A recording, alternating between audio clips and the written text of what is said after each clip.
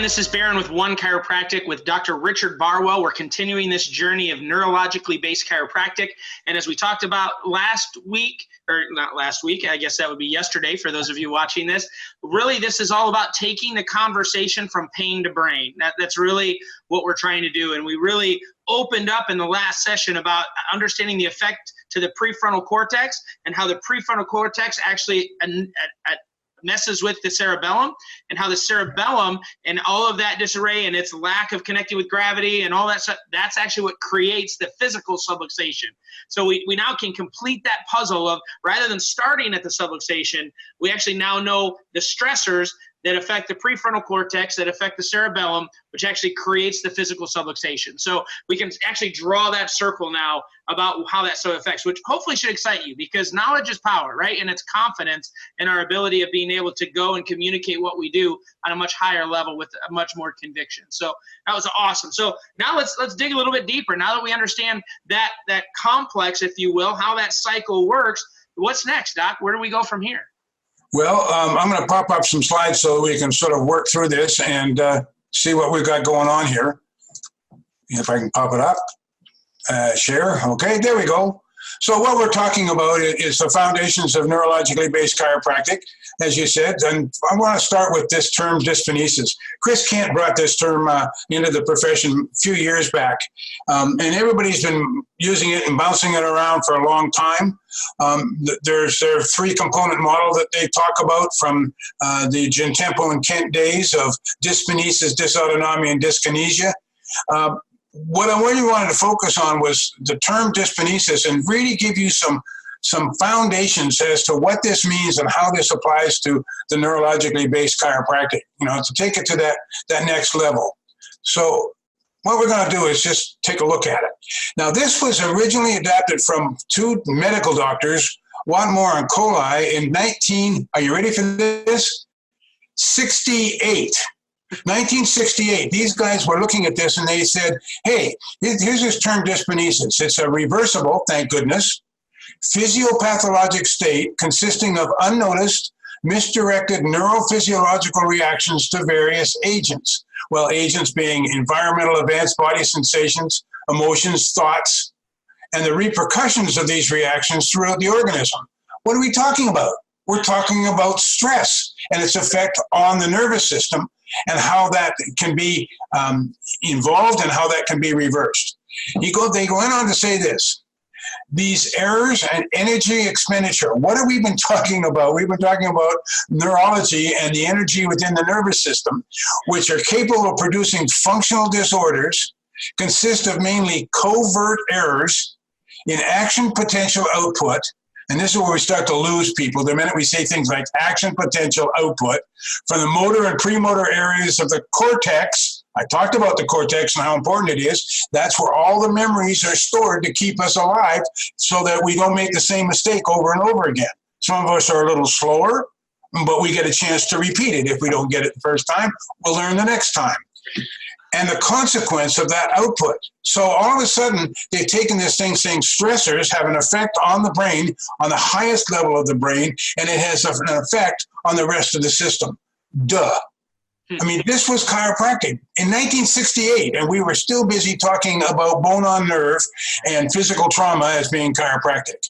So we missed the opportunity because we were so stuck into what we had been taught.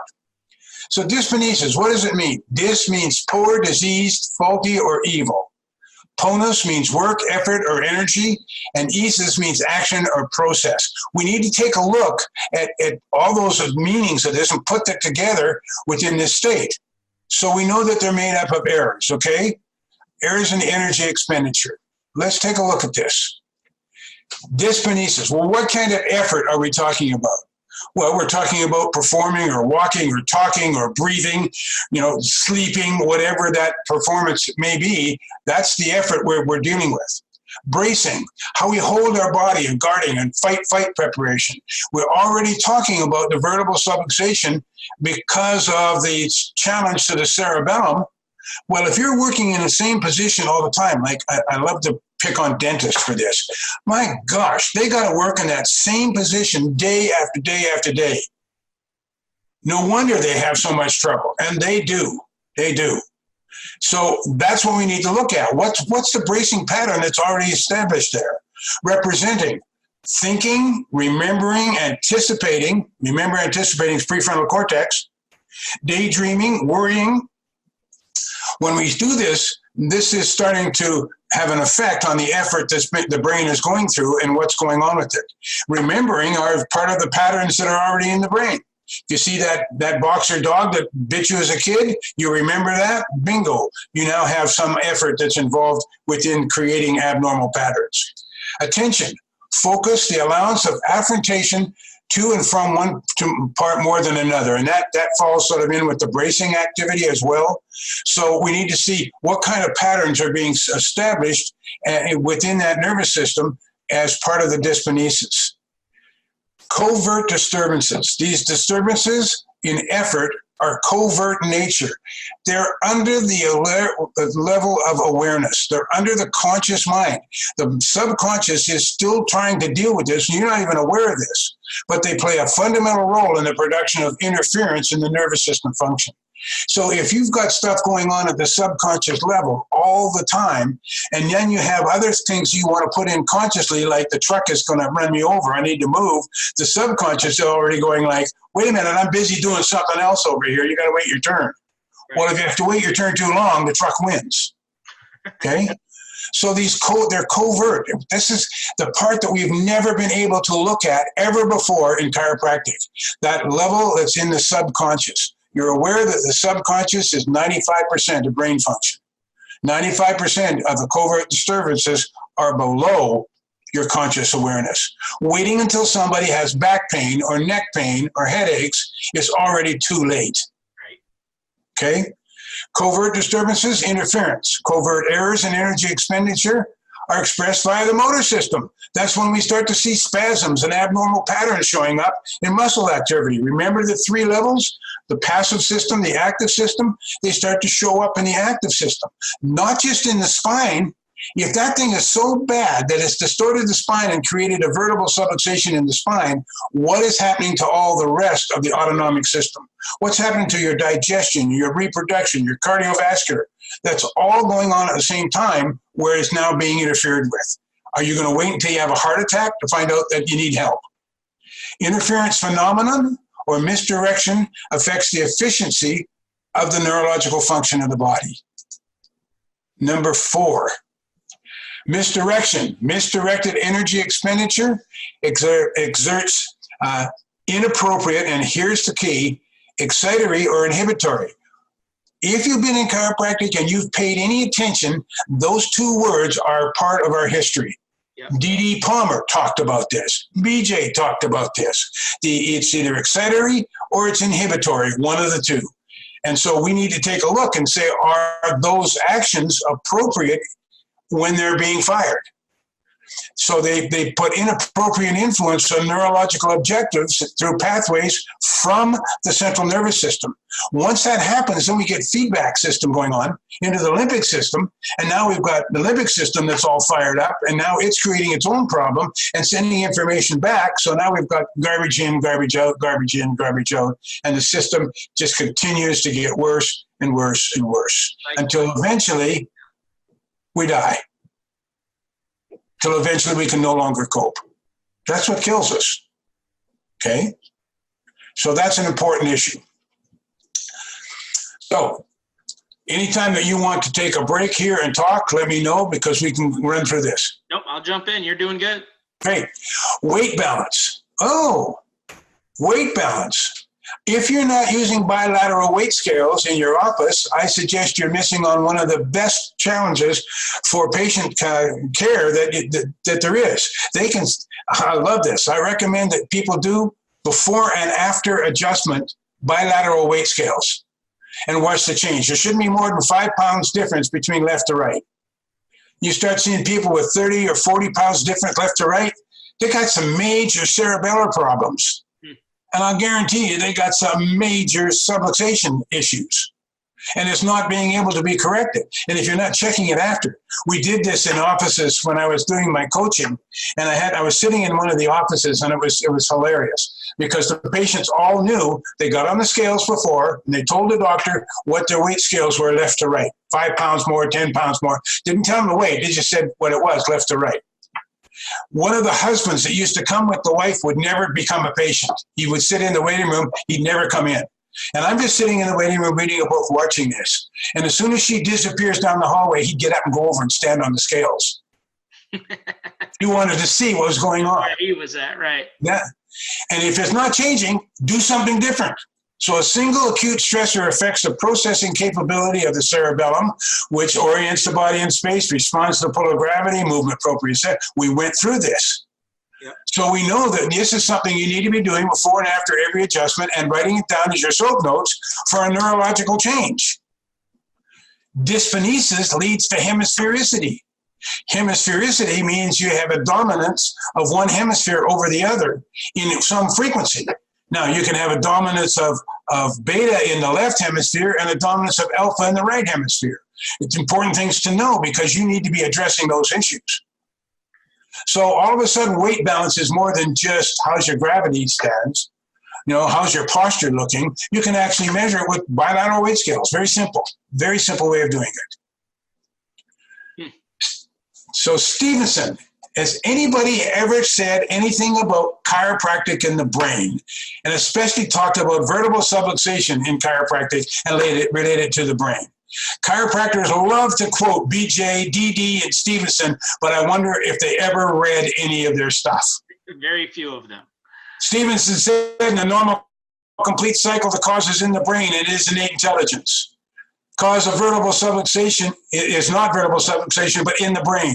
D.D. Palmer, the brain is the medium through which innate manifests itself. So here it is. I think we confuse our explanation of what we do, the adjustment, with why we do it. We do an adjustment to use the nerve-rich joints of the spine as our window to restoring balance within the brain where the subluxation began. That's what I think we need to be focused on. We got so focused on vertebral subluxation and forgot about the power of the adjustment that is changing people's lives. That's why we needed to understand why.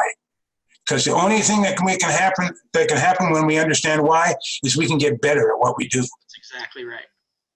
That's exactly right. And I know some of this stuff for the average person, you're getting a little bit into the weeds, but it's not in the weeds, because if we don't understand the elements and the facts of how this process happens, as you just stated, we're not going to get better at understanding it, which means we're not going to get better at treating it. We're not going to get better at explaining it. And that's where it has. And I think, we've spent so much time, whether it be in reimbursement or the philosophy, that we have lost both the art and the science of what we're doing in chiropractic. And as you stated earlier on in one of our other classes, that, all techniques work. This isn't about a specific technique. It's about you understanding where that person is neurologically and then choosing the technique that's best suited for where they're at. If they're in a hyper state, you're not going to want to use a super aggressive technique because you're going to be throwing even more stimulation onto the body, right? So some of the gentler techniques like activator or tonal or something of that nature are going to be way better because they're already in a hyper state. So that's where the dysponesis comes in, and understanding the elements and the influencers and where stress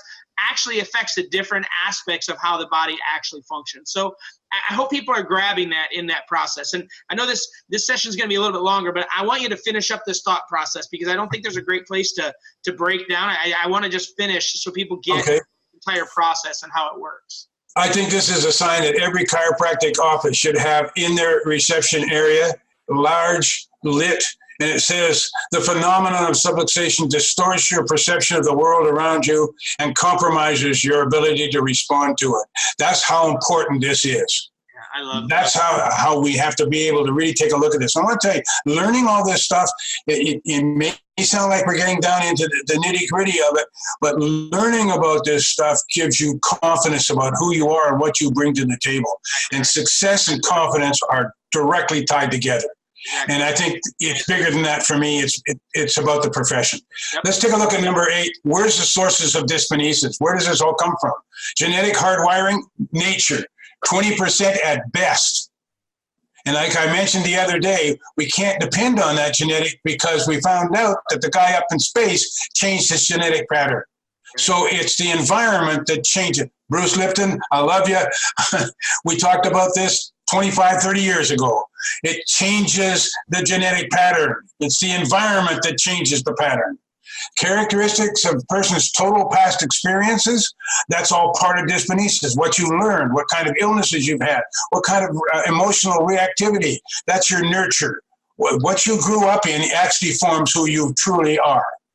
Current neuronal activity. What's your current stress patterns? What's going on right now? What kind of long-term memory patterns are already controlling your responses subconsciously? And the duration, magnitude, distribution of present stress and its influence on dysponesis. What's happening to you today? And all of these things need to be taken in consideration when we address our patients, because we're going to deal with all of this stuff and help that system function with all these challenges going on, help this system to improve its function. That's what it's truly all about. So the points on this, dysponesis, you can use the term, but understand it. Cortical patterns influence autonomic and movement function. Errors in energy, neurological energy expenditure have repercussions throughout the organism. Patterns are developed through repetition, both in how it forms as a bad pattern and how we can improve it into an improved pattern, which means that's why we need to be seeing people over a long period of time through chiropractic. Neurological dysfunction will be covert in nature until tolerance levels have reached, and then it's going to create a sign or a symptom. Weight balance is directly affected by neurological challenges, and the true subluxation lies in the central nervous system. That's the point so far. So I hope we're moving you along. Yeah. Well, I don't know how you couldn't be. All you got to do is really, stop and clear your mind and be willing to absorb the information that's shared. So everybody, I hope you're loving it still. Next session, we're going to be talking about really where does stress really play in to how it affects and works with those neurological patterns. And so we're getting there, man. We're getting deeper and deeper into this rabbit hole. I hope you're loving it. We want you to continue to share it. And I'll say this as well, respond back to us. If you have questions that are coming from this, we'll most certainly, and I know some of you are watching this at different points in time than when we recorded it, but this is a lifelong mission for Dr. Barwell, and it's now a primary mission for OneChiropractic. So we're going to be around. We want to answer your questions. We want to be able to bring clarity to this so that you can continue to teach others and teach your patients, and that our society starts to understand a little bit better what chiropractors do. For the record, we haven't done a very good job over the last 124 years getting society to understand us. We believe this type of information starts to break down that gap between the public perception and our profession. So we just believe this is the answer, and that's why we're putting so much energy into it. So have an incredible remainder of your day and be looking for our next session. God bless.